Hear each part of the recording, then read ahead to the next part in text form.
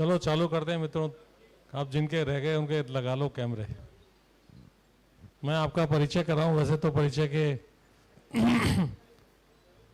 वो नहीं है। ये दोनों बहुत ही फेमस हमारे पार्टी के प्रवक्ता हैं, अमित जी गोयल और राम कुमार जी वर्मा। अभी प्रेस वार्ता को संबोधित करेंगे। अमित जी।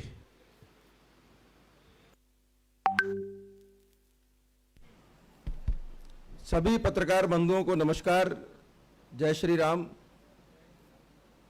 मित्रों, आज करवा चौथ का दिन है और भारत की आधी आबादी ने अपने सुहाग के लिए मंगल कामनाएं की हैं। मैं भगवान गौरी शंकर से प्रार्थना करूंगा कि उनकी मंगल कामना को सुने और आप सब लोगों के लिए व्रत रखा गया है, उस व्रत का फल उनको मिले। मित्रों, 22 जनवरी 2024 को अयोध्या में भव्य श्री राम मंदिर के निर्माण का उद्घाटन है, जो आदरणीय प्रधानमंत्री जी के हाथों होगा। भव्य श्री राम मंदिर के निर्माण का जो उद्घाटन है वो सिर्फ एक सामान्य मंदिर के निर्माण का उद्घाटन नहीं है, वो भारत के एक आस्था के सांस्कृतिक केंद्र का उद्घाटन है। ऐसे बहुत से लोग थे, इन 500 सालों में इस राम मंदिर निर्माण के लिए असंख्य लोगों ने, जो सनातन धर्म को मानने वाले हैं, उन्होंने अपना बलिदान दिया है। भारतीय जनता पार्टी ने भी इसके लिए एक लंबी लड़ाई लड़ी है और आप ये देखिए कि हमारी 4 सरकारों को उस समय पर बर्खास्त किया गया था जब एक विवादास्पद ढांचे को ध्वस्त किया गया था जनता के द्वारा। मित्रों, ऐसे बहुत से लोग थे जो हमसे पूछते थे कि मंदिर तो बनाएंगे लेकिन डेट नहीं बताएंगे। तो आज आपको या आपके माध्यम से ये डेट मैं उन तक पहुंचाना चाह रहा हूं कि 22 जनवरी 2024 को देश के आदरणीय प्रधानमंत्री श्री राम मंदिर का उद्घाटन करेंगे। देश में सबसे ज्यादा लंबे समय तक शासन करने वाली कांग्रेस पार्टी ने भगवान श्री राम, जो पूरे विश्व में अरबों लोगों की आस्था का केंद्र है, उनकी मान्यता है, उनके प्रति श्रद्धा है, भक्ति है, उन भगवान श्री राम को काल्पनिक बता दिया था। इसी भगवान श्री राम के मंदिर में रोड़े अटकाने के लिए कांग्रेस नेता कपिल सिब्बल ने बाकायदा कोर्ट में कहा था कि 2019 से पहले इसकी सुनवाई को बंद किया जाए। लेकिन रामकाज में विघ्न कितने ही आए, लेकिन रामकाज होकर रहता है। मित्रों, इस देश में और इस राज्य में तुष्टीकरण सरकार की नीति बन चुका था, लेकिन 2014 में मोदी जी के आने के बाद में वो तुष्टीकरण संतुष्टिकरण की ओर बढ़ने लगा। लेकिन राजस्थान के हालात वैसे ही हैं और कांग्रेस के हालात भी वैसे ही हैं। देश की हमारी पूर्व प्रधानमंत्री आदरणीय इंदिरा गांधी जी की हत्या खालिस्तान के समर्थक लोगों ने की थी, खालिस्तानियों ने की थी। लेकिन आप ये देखिए कि राजस्थान के मुख्यमंत्री हिंदू राष्ट्र की बात करने वाले को खालिस्तान समर्थकों से जोड़ देते हैं और उनको जायज ठहराने का प्रयत्न करते हैं। शायद मुख्यमंत्री जी ने इंदिरा गांधी जी के हत्यारों को माफ कर दिया है, लेकिन भारत की सरकार अपनी पूर्व प्रधानमंत्री के हत्यारों को माफ नहीं करेगी और ये संघर्ष जारी रहेगा। कांग्रेस के तुष्टीकरण के हालात ये है, आप ये देखिए, हमारे एक मित्र देश पर एक आतंकवादी संगठन ने एक बहुत बर्बर हमला किया। हजारों महिलाओं, बच्चों को बिना किसी अपराध के मार दिया गया, महिलाओं को निवृत्त करके घुमाया गया। कैसे कैसे वीडियो आपके सामने आए हैं, कैसे पेट को चीर कर अजन्मे बच्चे को निकाल के मार दिया गया। ये सब हमने देखा है। लेकिन कांग्रेस पार्टी ने जब इसके संबंध में एक प्रस्ताव पास किया सीवीसी के द्वारा, तो कहीं भी हमास के आतंकवादी संगठन की न तो आलोचना की, न इजरायल के समर्थन में कुछ कहा। उल्टा उन्होंने भारत सरकार की नीतियों का विरोध किया। ये जो सारा विरोध है मित्रों, ये अपने वोट बैंक की राजनीति के कारण है।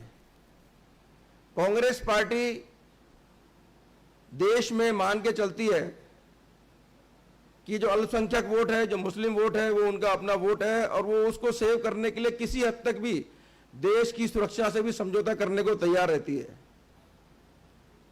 आप ये देखिए, ये वही कांग्रेस पार्टी है जिसके गृह मंत्री ने जयपुर में भगवा आतंकवाद की थ्योरी दी, भारतीयता और भारतवंशियों को बदनाम करने का प्रयास किया। ये वही कांग्रेस पार्टी है जिसके युवराज राहुल गांधी ने अमेरिकी राजदूत टिमोथी रोमर को कहा कि भारत को लश्कर-ए-तैयबा से ज्यादा खतरा हिंदूवादी संगठनों से है।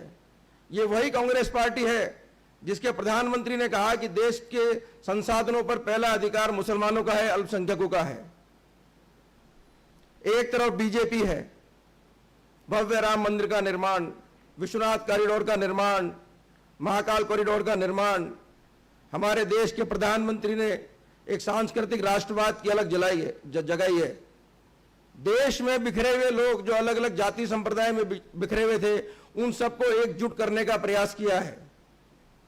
लेकिन कांग्रेस की नीति हमेशा बांटने की रही है और राहुल गांधी जी ने तो सारी हदें ही उसमें आप पार कर दी हैं। और वही स्थिति राजस्थान की है। आप ये देखिए, पिछले 5 साल के शासन में राजस्थान में क्या हुआ। पिछले 5 साल के शासन में कन्हैयालाल का मर्डर हुआ। कन्हैयालाल को लगातार धमकियां मिली, उसने पुलिस में रिपोर्ट की, लेकिन पुलिस ने उसको सुरक्षा उपलब्ध नहीं कराई।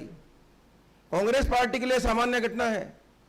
देश में एक चर्चित हत्याकांड हुआ, श्रद्धा हत्याकांड। क्योंकि श्रद्धा का मर्डर हुआ, उसके 35 टुकड़े कर दिए, लेकिन करने वाले युवक का नाम आफताब था, तो मुख्यमंत्री जी ने इसको हत्या नहीं बताया, दुर्घटना बताया। किस तरह से करौली दंगे हुए, जोधपुर में दंगे हुए, छबड़ा में दंगे हुए। करौली दंगों में तो कांग्रेस के पार्षद की भूमिका सामने आई। छबड़ा दंगे का आरोपी रोजा इफ्तार पार्टी में सीएम हाउस में था और कांग्रेस के नेताओं के साथ फोटो खिंचवा रहा था। आपने देखा किस तरह से पीएफआई को कोटा में रैली करने की अनुमति प्रदान की गई, जो एक आतंकवादी संगठन है जिसको बैन किया गया है। आप ये देखिए, जयपुर में एक रोड रेज की घटना होती है, 2 मोटरसाइकिलें आपस में भिड़ जाती हैं, आपस में छुटपुट घटना, लड़ाई दुर्घटना होती है और उस लड़ाई में एक युवक दुर्घटनावश मारा जाता है। उसको लेकर जयपुर को जलाने का प्रयास होता है। सरकार मूक दर्शक बनकर बैठी रहती है, दुकानें लूट जाती हैं और फिर उसको 51 लाख रुपए का पुरस्कार दिया जाता है, उसको डेयरी दी जाती है, नौकरी की बात की जाती है। और इसी जयपुर के अंदर आप सबको ध्यान होगा, क्योंकि आपके क्षेत्र से जुड़ा हुआ व्यक्ति था, उसका नाम था मनु वैष्णव।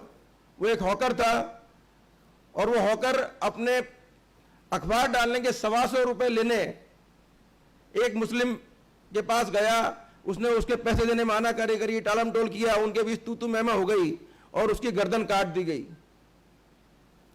51 लाख रुपए तो बहुत दूर की बात है मित्रों, उसके परिवार को 51 रुपए की सहायता भी इस कांग्रेस सरकार ने नहीं दी। राजस्थान में 7,500 से ज्यादा हत्याएं हुई हैं। आप बताइए कि किन ऐसे मामलों में, दुर्घटनाओं के मामले सरकार ने 51 लाख रुपए दिया। सरकार हर बात को एक चश्मे से देखने का प्रयास करती है। लगातार अपराधियों को संरक्षण कांग्रेस की सरकार के द्वारा धर्म के आधार पर दिया जाता है।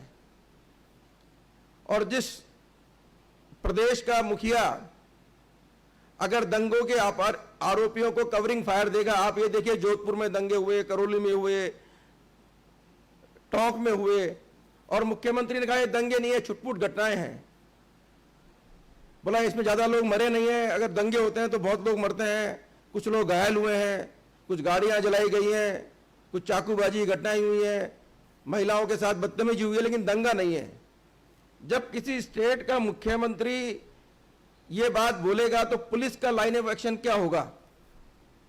स्टेट का मुख्यमंत्री, जो स्टेट का गृह मंत्री भी है, उन दंगों को अगर सामान्य छुटपुट घटनाएं बताएगा तो पुलिस का लाइन ऑफ एक्शन क्या होगा? ये क्या है? ये कुल मिलाकर वोट बैंक की राजनीति है। वोट बैंक की राजनीति का आलम यह है कि वो कांग्रेस पार्टी जो कभी ये नारा देती थी कि ना जात पर ना पात पर, इंदिरा जी की बात पर और मोहर लगेगी हाथ पे। आज स्थिति ऐसी हो गई है कि ना इंदिरा जी की बात पर ना मोहर लगेगी हाथ पर, और कांग्रेस की राजनीति तुष्टीकरण और जात पात पर, पूरी तरह से तुष्टीकरण और जात पात की राजनीति कर कर देश की एकता को तोड़ने के प्रयास किया जा रहा है। मित्रों, देश में लड़ाई तुष्टीकरण बनाम संतुष्टीकरण की है। हमारी सरकार सबका साथ, सबका विकास, सबका विश्वास और सबका प्रयास पर चलती है, लेकिन कांग्रेस अपने वोट बैंक की राजनीति कर रही है। आप सब लोग, आपकी कलम, आप लोकतंत्र के प्रहरी हैं।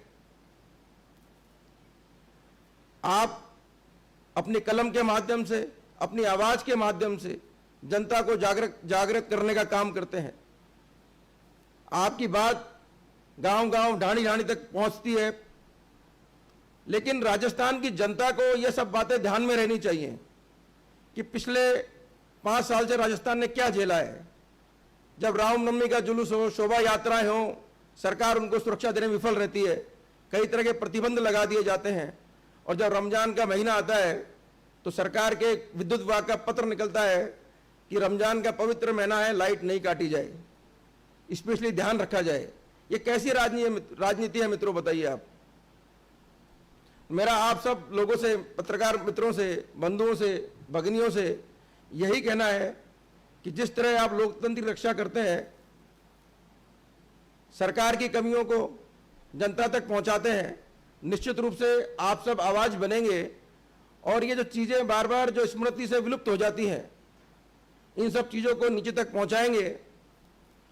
क्योंकि हम सबको मिलके एक सशक्त राजस्थान का निर्माण करना है, एक विकसित राजस्थान का निर्माण करना है, एक भ्रष्टाचार मुक्त राजस्थान का निर्माण करना है, एक पेपर लीक मुक्त राजस्थान का निर्माण करना है, एक महिला अपराध मुक्त राजस्थान का निर्माण करना है, एक किसान की जो के साथ में अत्याचार हो रहा है उससे मुक्त राजस्थान का निर्माण करना है। तो मैं आप सब मित्रों से यही निवेदन करता हूं कि आपके माध्यम से बात नीचे तक पहुंचे।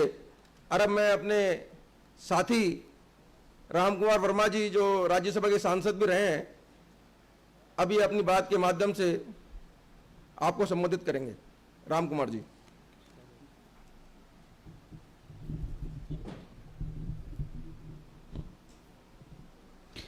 सभी पत्रकार बंधुओं को मेरा अभिनंदन भी है, नमस्कार है।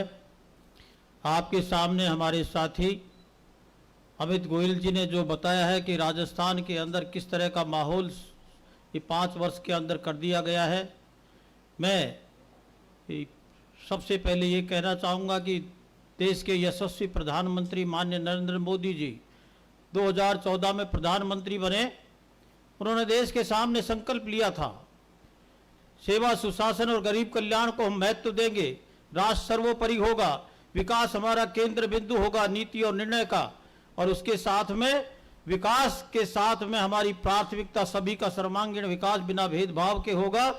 लेकिन जो गरीब है अंतिम पायदाने पर है, पंडित दीनदयाल उपाध्याय जी का वो एकात्मवाद, मानवतावाद, और विशेष रूप से श्रद्धेय डॉक्टर BR अम्बेडकर जी की जो एक बहुत बड़ी वो थी कि गरीबों को सामाजिक न्याय और आर्थिक न्याय मिले, राजनीतिक न्याय तो मिला लेकिन उसको लेके चले। और दूसरी तरफ राजस्थान के अंदर 2018 में जब सरकार आई, कुर्सी के झगड़े के अंदर जिस तरह का इन्होंने अपनी कुर्सी बचाओ अभियान में लड़ते रहे, और राजस्थान की जनता कुशासन, भ्रष्टाचार, जंगल राज और लॉ एंड ऑर्डर के लिए बिल्कुल तस्त हो गई। उसका परिणाम यह हुआ कि जब देश के अंदर भ्रष्टाचार या प्रदेश में बढ़ता है तो राजस्थान में भ्रष्टाचार चरम सीमा पर हुआ, लॉ एंड ऑर्डर की स्थिति खराब हुई। उसका सबसे नुकसान बड़ा होता है उस गरीब को होता है, वंचित को होता है, शोषित को होता है, उस गरीब किसान को होता है, और उस महिला वर्ग को होता है, युवा को होता है। जिसमें सबसे ज्यादा अगर नुकसान होता है तो उस गरीब जिसके लिए वो न्याय और इधर को केंद्र सरकार ने बहुत सारी योजनाएं हैं, मैं उनके बारे में भी आपको दूंगा कि एक तरफ माननीय नरेंद्र मोदी जी के द्वारा सामाजिक न्याय और आर्थिक न्याय के लिए विभिन्न योजनाओं को लागू किया जाता है, चाहे उनके जो सामाजिक उत्थान के लिए कार्य करने वालों का सम्मान की बात हो, चाहे उसके साथ में उनके जो जीवन से बुनियादी सुविधा उनको दिया जाना हो। माननीय प्रधानमंत्री ने आवास का भी व्यवस्था करी, बिजली की भी व्यवस्था करी, शौचालय की भी व्यवस्था करी और 5 लाख करीब उनको स्वास्थ्य बीमा की भी योजना के लागू किया। इस तरह का किया और 80 करोड़ लोग जो गरीब लोग थे उनको लिए कोरोना से लेकर के आज तक उनको अनाज भी मुफ्त दिया। लेकिन इस कांग्रेस सरकार ने जिस तरह का यहाँ पर सबसे पहले कहा कि महिला दुष्कर्म के अंदर और दलित उत्पीड़न में जो कार्य हुआ है, राजस्थान पहले नंबर पर है। आपको ध्यान होगा, मैं पत्रकारों के माध्यम से राजस्थान की जनता को भी कहना चाहता हूं कि ये कांग्रेस के लोग आजादी के बाद में गरीबी हटाओ का नारा दिया करते, कई गरीबों के हम साथी हैं, लेकिन गरीबों को मुख्य धारा से इन्होंने हटा दिया। और जब अत्याचार की बात करते हैं तो आज करीब करीब 38,000 केस आपराधिक केस है, उसमें 35,000 के करीब ये महिलाओं के अत्याचार से संबंधित है, दलित समाज उसमें है, एसटी के भी कुछ मामले हैं। मैं ये कह सकता हूं कि आज की तारीख में जो क्राइम रिपोर्ट है और हमारी बिल्कुल ऑथेंटिकेटेड डाटा उसके हिसाब से करीब करीब 22% उत्पीड़न के केस हुए हैं, जिसमें सबसे ज्यादा प्रभावित हुए तो कौन हुए हैं? आज दलित समाज, गरीब समाज, वंचित समाज की महिलाओं के साथ में जिस तरह का हुआ, आए दिन का देखा आपने कि 17 इस तरह दुष्कर्म के केस आना, 7 की हत्या करना। आपको मैं याद दिलाना चाहता हूं, जब इस सरकार आई थी 2019 मई 2019 के अंदर, आपने अलवर जिला के अंदर देखा 1 महीने में, दैनिक भास्कर वाले मित्र हों तो उनको मालूम होगा कि 1 महीने में 52 केस हुए थे और उसके अंदर 50% करीब एससी और एसटी के लोगों को अत्याचार हुए थे, जिसमें थाना गाजी की वो बच्ची जिसके साथ में गैंगरेप हुआ और गैंगरेप होने के बाद में वो दोनों नवदंपति के सामने शर्म, पूरे राजस्थान को शर्म का सार किया, ने का साथ में पूरे भारत को किया। एफआईआर का लॉन्च नहीं हो रहा, मैं खुद उसमें गया था, लेकिन वहां के कलेक्टर और एसपी कहते कि उनके पास में गिड़गिड़ाई, लेकिन उसके बाद में बहुत देर बाद में एफआईआर क्लोज होना, हरीश जाटा, और उसके बाद में उन्होंने क्या किया, अरेस्ट किया। जब भारतीय जनता पार्टी का कार्यकर्ता और संगठन वहां पर जाकर के उनको कहा गया, वहां के मंत्री अंदर बैठे रहे लेकिन बात करने को तैयार, चाहे वो थाना गाजी का मामला के साथ में हरीश जाटव की जिस तरह से उनको पीट करके उसकी हत्या कर दी गई थी, वो आपके सामने है। अगर मैं खाजूवाला की बात करूं कि जो रक्षक और भक्षक बन जाए, किस तरह से, यानी रक्षा पुलिस की कस्टडी के अंदर महिला जाती है, उसके साथ में रेप होता है, उसके साथ में क्या एक्शन होता है और इनके लिए सामान्य घटना होती है। भीलवाड़ा की घटना, किस तरह से एक महिला के रेप होता है, दुष्कर्म होता है, तो उस तरह के उसके बाद में टुकड़े करके उसको भट्टी में डाल दिया जाता है। ये दलित समाज के उत्थान की बात करने वाले दलित समाज को जब आजादी के बाद से ले रहे, आज वो सरेआम दलित समाज के लिए बड़े ऐसे दुष्ट और दुष्कर्मी हो रहे हैं, जिससे मैं कहता हूं कि राजस्थान की जो कुव्यवस्था अपनी कुर्सी के चक्कर में सबसे ज्यादा ये हुए। अभी अभी आपने देखा होगा नादौती का केस, क्या वो नादौती के, मैं स्वयं वहां पर जाकर के गया, 3 बहनें हैं, उनके पिताजी मजदूरी करते हैं, एक को 3:30 बजे वो उठा करके ले जाते हैं, बच्ची को सामने 5-6 लोग, और उसके बाद में उनके साथ में जिस दुष्कर्म करते हैं, दुष्कर्म ही नहीं करते, गोली से उसको मारने का पूरा प्रयास करते हैं। गोली से जब नहीं मरती है तो तेजाब डाल करके कुएं में फेंक दिया जाता है। कोशिश करते हैं कि इसके कम से कम एविडेंस खत्म हो जाए। इस तरह का केस उसको राहत के नाम पर क्या दिया, अभी तक भी उसको ही कहा था। एक छोटे से मामले में भाई आधा अभी इन्होंने बताया है, एक घटना होती है, हम कहते हैं कि मौत किसी भी तारीख से हो, लेकिन उसके संवेदनशील हैं, लेकिन एक तरह एक्सीडेंट होता है और 2 और 3 घंटे के अंदर 51 लाख रुपए दिए जाते हैं, नौकरी परमानेंट कर दी जाती है। लेकिन वो बच्ची जो नादौती के अंदर थी, जिसका पूरा का पूरा परिवार तहस-नहस होगा, उसके लिए घोषणा करना नहीं, हम जैसे लोगों ने बहुत किया, उसके बाद में भी उसको राहत नहीं मिली है।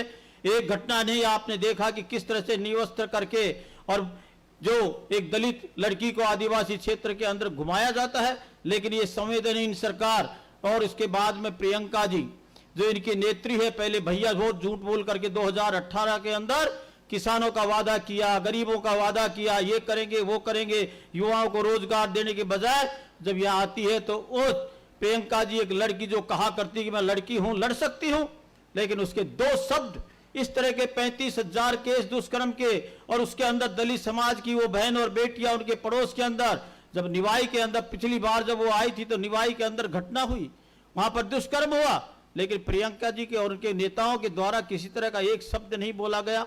एक घटना नहीं, अगर अनेक घटनाएं उनको गिनाया जाए तो आप देखेंगे कि बहुत सारी घटनाएं ऐसी हुई हैं, चाहे वो मर्डर के केस हो, चाहे किसी तरह का हो। भीलवाड़ा बीकानेर के अंदर खाजूवाला को आपको मैंने बताया किस तरह से किया गया। और इतना ही नहीं, इनके सरकार के विधायक जो उन्होंने बनाया कि वो किसी भी तरह से थे, लेकिन यहाँ पर जो अनुसूचित जाति का जो आयोग राज्य स्तर का था उसको उन्होंने अधिकार नहीं दिए। जब अनुसूचित जाति आयोग, जो राजस्थान अनुसूचित जाति आयोग का चेयरमैन अध्यक्ष जो सीनियर व्यक्ति है वो कह रहा है चिल्ला चिल्ला करके राजस्थान के अंदर गरीबों की महिलाएं और बच्चियों के साथ में रेप हो रहा है, अत्याचार हो रहा है, आप सुनिए, एक्शन लीजिए, लेकिन एक्शन के बजाय उस व्यक्ति को पावर नहीं दी जाती है। और मुझे तो आज यह है कि मालूम पड़ा उनकी लिस्ट से कल कि उस व्यक्ति को टिकट भी काट दिया जाता है। ये इस राजस्थान की सरकार की जो लॉ एंड ऑर्डर और एक कुर्सी के लिए की सत्ता चाहिए, लेकिन संवेदनहीनता की हद है, शर्म आती है इस तरह। और आपने देखा किस तरह से एक वाल्मीकि समाज के बच्चे की हत्या कर दी जाती है। इतना ही न, धौलपुर के अंदर एक एएन जो वहां पर काम ईमानदारी से करता है, उसके साथ में जाकर के जनप्रतिनिधि और उनकी टीम जाकर के उसके साथ में बदतमीजी इतनी करती है कि उसके 34 फ्रैक्चर तो एसएमएस के द्वारा बताए गए हैं। मैं व्यक्तिगत से मिला तो उन्होंने कहा उनके पिताजी ने कि वर्मा जी 32 करीब फ्रैक्चर है और अभी भी वो बच्चा है जो जिंदगी से लड़ रहा है। उसके लिए मुख्यमंत्री जाते और कहते हैं कि सामान्य 5-7 फ्रैक्चर हुए हैं। ये इनकी संवेदनशीलता देखिए, नमूना है। ये इस तरह का इनका वातावरण है। तो मैं कहता हूं कि इस तरह की 1 के 33 जिलों के अंदर जो घटनाएं हुई है, और हर साल के अगर आंकड़ा देखें तो 2019 का देखें, उसके बाद में हम कंटिन्यू देखें तो आज हर वर्ष इनके आंकड़े बढ़े हैं, हजारों की तादाद में हर साल बढ़े हैं। और मैं ये कहूं कि टोटल जब इनके आंकड़े 22 तक भी बहुत सारे जो टोटल 35,000 के करीब होते हैं, करीब 22% दुष्कर्म के ये केस बढ़े हैं। और आज राजस्थान दुष्कर्म के मामले में नंबर 1 है, दलित अत्याचारों में नंबर 1 है। तो मैं आपके माध्यम से कहना चाहता हूं, एक तरफ केंद्र सरकार की वो गारंटियां हैं, वो वादे हैं जिससे कि दलित समाज और गरीब समाज का जीवन ऊंचा उठता है, और दूसरी तरफ ये कुशासन, भ्रष्टाचार और जिस तरह से अपराधीकरण राजस्थान में जो फैलाया है, ये एक गहलोत की सरकार है। अभी भी इनकी लिस्टों से मालूम पड़ गया है कि उन्हीं भ्रष्टाचारी अपराधी को संरक्षण देने वालों को इन्होंने टिकट दिया है। मैं समझता हूं कि आपकी आवाज हमारे साथ में बनेगी। राजस्थान की जनता इनको कहीं भी माफ नहीं करने वाली है, और निश्चित है कि बीजेपी आ रही है, इसमें दोहराई नहीं, इनकी बौखलाहट हो रही है और अपराधी और ज्यादा अपराध करने के लिए स्वतंत्र होते जा रहे हैं। मैं समझता हूं आने वाले समय में भाजपा आएगी, सरकार आएगी, इन पर कठोर कार्रवाई करते हुए इस तरह के लोगों के लिए हमेशा हमेशा के रास्ते बंद कर दिए जाएंगे, ऐसा मेरा मानना है। मित्रों, किसी का